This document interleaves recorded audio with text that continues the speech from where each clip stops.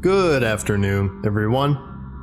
My name is Dr. Miller, and the SCP we're going to be looking at today is SCP-668. Object Class: Euclid. Special Containment Procedures. Revised. As of no special containment procedures aside from standard security are required. SCP-668 is to be transferred to a locked safe deposit box at Site-19's high-value item storage facility. Standard defenses against intrusion, explosive, chemical, biological, and memetic are to be in place at all times according to standard operating procedure. SCP-668 may only be removed from its safe deposit box by personnel with security clearance 2 or higher. Individuals wishing to make use of SCP-668 outside Site-19 must first submit a Form 668 Requested Course of Action Form to 0511 and be fitted with an explosive kill switch collar on a 24-hour timer before taking SCP-668 into the field. An auditing officer with security clearance 4 or higher must confirm that SCP-668 has been returned to its safe deposit box before the collar is deactivated. Description: SCP-668 is a 33cm or 13-inch chef's knife with a rosewood handle and full tang construction. Crafted at some point from the late 1930s to the early 1940s.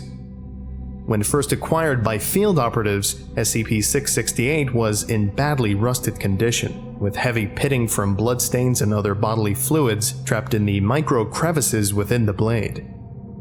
Following thorough analysis, these irregularities were removed for aesthetic purposes. This had negligible, if any, effect on SCP-668's special properties. The first recorded appearance of SCP-668 was in the 1960s, during an infamous murder case. A New York woman living alone was allegedly assaulted and murdered by an unknown assailant. Despite the fact that 38 witnesses reported hearing the attack, none of them attempted to aid the young woman for over 6 hours, until her eventual death. Whether the item received its properties due to this event, or whether it had them beforehand, is a matter of debate. See Dr. paper, read The Bystander Effect versus Dr. Theory regarding psychic imprintation. What is clear, however, are its current properties. When carried by a humanoid or humanoid entity with violent intent toward another human or humanoid entity, SCP-668 broadcasts a psychic signal that renders all sentient beings with a psionic resistance index of 97 or lower incapable of assisting the victim.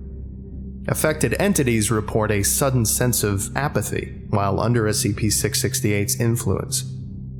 Sensory input is not affected, and affected entities report feeling revulsion and horror, but are simply incapable of acting, even indirectly, to assist the victim. Meanwhile, it renders the victim incapable of defending themselves against their attacker. Tests using Class D personnel have shown no upper limit in the number of entities affected by the psychic resonance.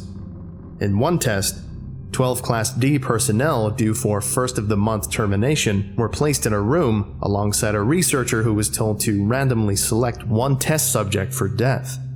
The researcher killed all test subjects one by one, despite their professed horror.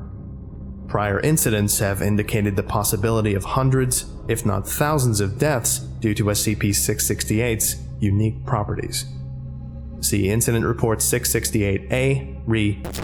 Mall Massacre, and subsequent information blackout operations. Incident 668-A. Incident: Retrieval of SCP-668, 13-inch chef's knife. Personnel involved. Date. Location. Description: On City Police Department, Precinct responded to reports of a man attacking and killing bystanders with a large chef's knife at a local mall. Upon responding, officers discovered 15 casualties, most of whom had been ritually cleansed in a manner described by witnesses as horrific. Officers discovered the subject, an escaped serial killer named, henceforth referred to as Suspect, in the child's daycare area in the process of filleting and consuming a 9-year-old boy. Officers ordered Subject to cease and desist. Suspect did not comply. Officers then attempted to fire upon Suspect, but discovered that they were unable to pull the trigger. Officers then attempted to flee, but found themselves unable to do so after Suspect declared his intention to murder every last one of you motherfucking pigs.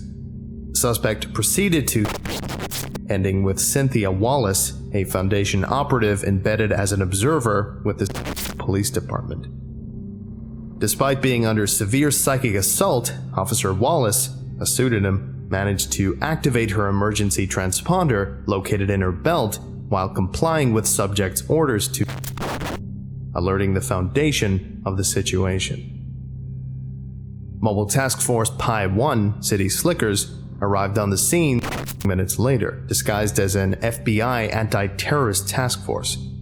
Pi 1 breached the perimeter, corresponding with the moment that Officer Wallace's vital signs telemetry ceased transmitting. Task Force members discovered Suspect standing outside the department store on the 3rd floor of the mall.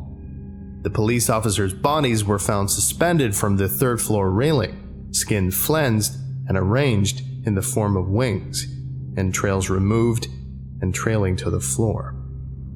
Officer Wallace's body was found. SCP operatives then attempted to terminate the subject, only to discover that they too were unable to fire their weapons. Team leader transmitted a Class 1 Type 73 memetic attack alert to command and ordered the team to withdraw. This order failed when Suspect stated his intention to find out what all your insides look like, rendering them helpless to escape. Involved task force members were subsequently remote terminated using surgically installed cranial detonators, according to standard field protocol following psychic compromise in a field agent. Command elements then authorized escalation of force to Tier 2, severe collateral damage. Aerial bombardment was attempted but failed when the pilots were unable to release their payload over the target.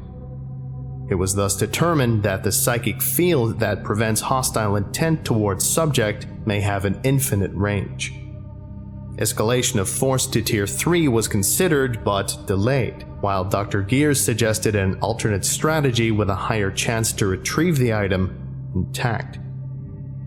Hypothesizing that hostile intent was required for the psychic controls to trigger, Dr. Gears suggested using Class D personnel under mind control by SCP-661. Previously prepared sleepwalker agents fitted with surgically implanted earpieces transmitting SCP-661 were given the following commands.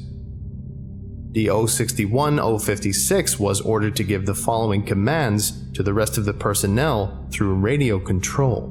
The 061-056 was not given any indication as to the reason for said commands to prevent the psychic defenses from triggering.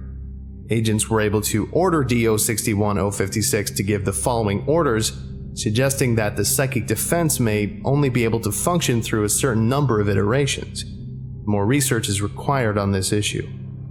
The 061-056 through 070, 12 personnel, were ordered to carry explosive charges to 12 predetermined points, opening gas mains along the way. Explosives were detonated in sequence upon being given the final order by D061-056. D061-099, who fit the profile of the subject's preferred type of victim, was ordered to move to a predetermined location at the center of the mall to lure the suspect to the best location for both ensuring a kill and allowing for easy retrieval of the remains. Finally, 6 D-Class personnel not under control by SCP-061 were ordered to capture the subject. These Class D personnel were not expected to complete their mission. and served as a delaying action while the mind-controlled operatives carried out their mission. The operation was a success. By using multiple personnel, none of whom were aware of the significance of their actions, none of the personnel knew that their actions were related to terminating the suspect and were thus able to act freely. Suspect's remains were retrieved from the rubble by a bomb-defusing robot and placed in a box lined with SCP-148 before being retrieved by Foundation personnel. Following confirmation of capture, Command ordered Tier 3 nuclear detonation elements to stand down from Ready 5 status and declared the incident contained. A cover story blaming the attack on terrorists was formulated and disseminated to the public. Controlled testing has determined that the subject's weapon, 13-inch chef's knife, was the active agent in the incident, emitting a psionic command that suspect's remains are to be sent to City Police Department along with a replica knife. The original weapon is to be designated a Keter-level SCP, SCP-668, and sent to Site-19 for further testing. How the suspect acquired SCP-668 is unknown at this time. It is further noted that the obsessive nature of the subject's method of killing may have contributed to the success of this operation. Subject carried out its killings in a ritualistic manner, maximizing the amount of horror, pain, and suffering inflicted on its victims. For this reason, Foundation personnel were able to keep him contained within an enclosed area, the mall, and formulate a plan of action. Should the subject have made the decision to leave the mall and continue its killing spree elsewhere, immediate Tier 3 response by a double-blind operator would have been the only possible method of containing the incident. Recovery of SCP-668 in such scenarios is problematic due to the item's psychic properties. Agents attempting to apprehend the subject during containment failure incidents are often themselves affected by SCP-668's so-called apathy field, resulting in casualties among Foundation personnel. Following Incident 668-A, standard retrieval protocol includes the use of a long-range sniper rifle, double-blind conditions, and 3 different agents working in tandem through carefully coordinated actions to prevent any of them realizing that they are actively opposing the subject. Because of the obvious apocalyptic possibilities, it is the recommendation of this panel that SCP-668 be designated a Keter-level threat and placed in high-level containment. Addendum 668-A. Following further testing, it has been determined that test subjects wielding SCP-668 can be terminated through passive response so long as the terminating agent is introduced before the subject takes possession of SCP-668. The Running Man Protocol, see Appendix 668-B, approved terminating agents, is hereby approved for use with SCP-668, and the item in question is hereby reclassified as a Euclid-type object. Addendum 668-B. Use of Omega-7 personnel for retrieval of SCP-668 during future containment failure incidents is to be hereby forbidden due to the danger of SCP-76-2 coming into contact with the item. Addendum 668-B is revoked as of due to SCP-76-2's expressed distaste at using an item that, in its own words, takes all the fun out. Possibility of using SCP-76-2 as a solo agent for any future containment failure incidents under review. With the ending of the Omega-7 project, no further attempts to weaponize SCP-76-2 or SCP-668 are to be attempted. Addendum 668-C. Do not, under any circumstances, allow SCP-668 to come into contact with SCP-682. Note that although average human beings have a psionic resistance index of 24, SCP-682 has been tested with a psionic resistance index of placing it above SCP-668's threshold of effect. The possibilities of a creature inimical to all life gaining possession of something like this should be obvious. With the ending of the Omega-7 project, no further attempts to weaponize SCP-682 or SCP-668 are to be attempted. Addendum 668-D. Request to reclassify SCP-668 under its original designation as a Keter-class object under review. Addendum 668-E. Request to reclassify SCP-668 under its original designation as a Keter-class object denied. SCP-668 will remain at Euclid classification. You know, sometimes I really don't understand people. This thing is not Keter. You guys ever heard of the locked box test? Anyway, I don't want to get into this right now. Frankly, I just want to have some lunch. So I'm gonna leave it here. Thank you for listening, if indeed you still are, and you are all dismissed. Goodbye.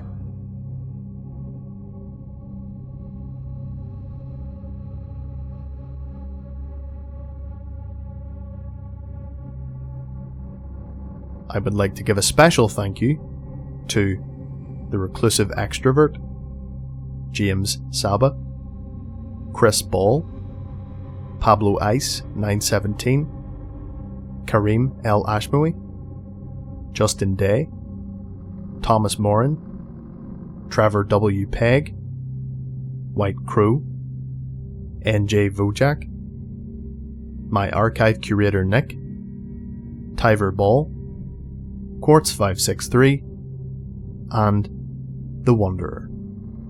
Thank you all so much for your support. I really appreciate it. If you would like a special thank you at the end of each of my videos, and some other cool stuff as well, visit patreon.com/TheVolgun. Thank you.